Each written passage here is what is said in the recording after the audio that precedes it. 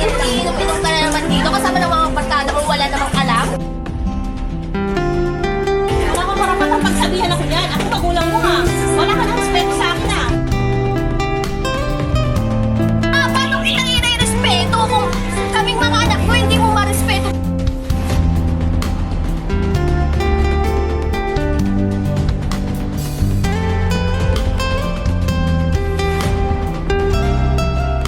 Doris! Hoy! Basta! Joanna!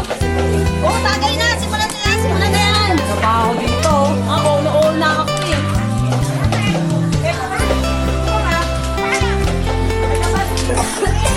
Bagay na yan.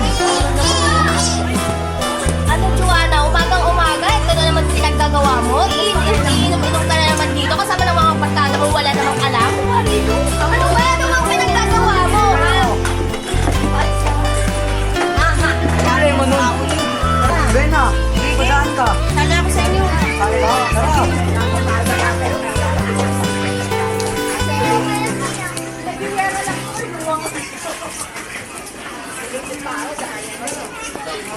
Uy, umuwi ka sa bahay. Walang pera dito. Sige. Yo. Alam mo na. Ano ma? Pag-uwi ko ng trabaho, ito na naman ginagawa mo? Puro na naman sugal?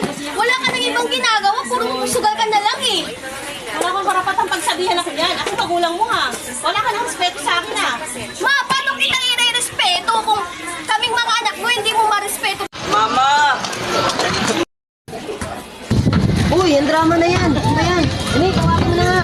Tama na nga yan. Tarang ba? Tarang na. Oo. Uy, ano na yan? Kakapi na lang tayo nag-aaway. Ma, baka naman yung kapatid ko kasi. Bago pa na nga wala na walang tatay. Hindi mo na kami pinintindi. Kaya ko rin ako sabi ako. Nag-iisip na lang yung nangyayari sa pamilya natin. Siguro, panahon na para bumalik tayo sa dati. Buti nga yung kapatid natin, hindi nang daan sa akin. Kapit tayo ginaya niya. Ako si Bulo na paano na. Baka face ng buhay natin, hindi maayos na. Maalam namin na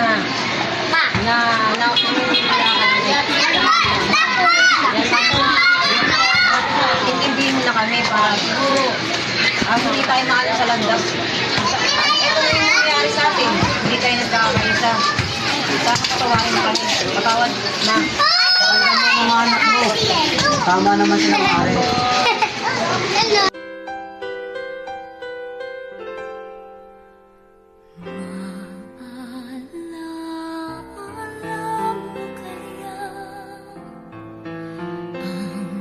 Sumpa mo sa akin.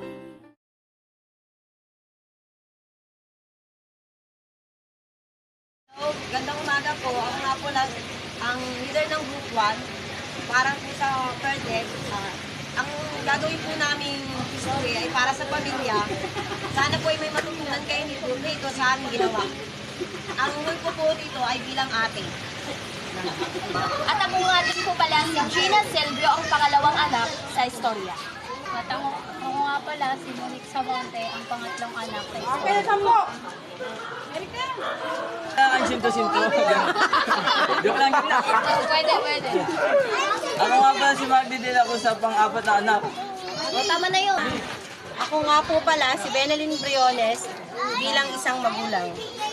At ako nga po pala si Joris Colombres ng Group 1. Isa po akong tanggero.